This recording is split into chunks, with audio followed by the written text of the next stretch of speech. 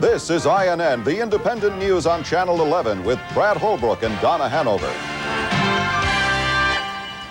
Good evening. The company that owns the helicopter which crashed into the Hudson River yesterday is under intense scrutiny tonight. And new revelations are emerging about that company's safety record. Traffic reporter Jane Dornacher died after the crash. The pilot, William Pate, is hospitalized tonight in critical condition. Alec Roberts has more on the investigation into the tragedy.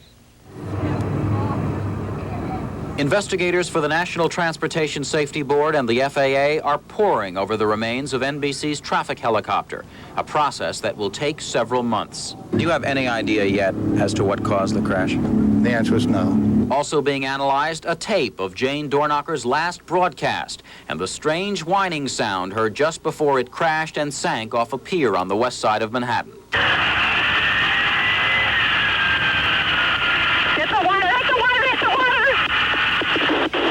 Investigators early this morning visited Spectrum Helicopters, which flies and owns the Enstrom 28Fs used by NBC traffic reporters. It was an Enstrom that crashed with Dornacher aboard last April, and another Spectrum Enstrom that crashed in the Hackensack River last June. In 1985, the FAA grounded Spectrum for 45 days, citing serious safety violations.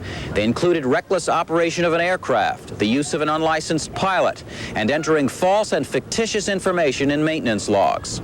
The problem was a paperwork snafu. We're a small company growing very quickly, and we kept up with the maintenance, kept up with our flight department. Everything checked out, but the paperwork fell a little bit behind. The FAA basically gave us a slap on the wrist. Spectrum has grounded its 4 other Enstroms as a controversy grew around that aircraft.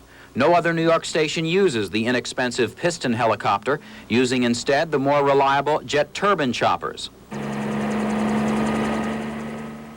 Traffic reporter Donna Fiducia, who now gives reports for CBS Radio, worked for 2 years for NBC.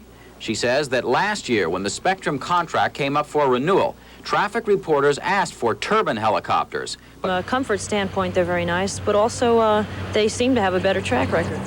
But I think NBC decided to go with something that was a little more economical.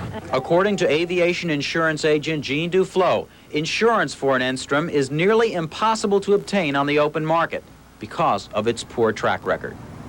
For the Independent News, I'm Alec Roberts in New York.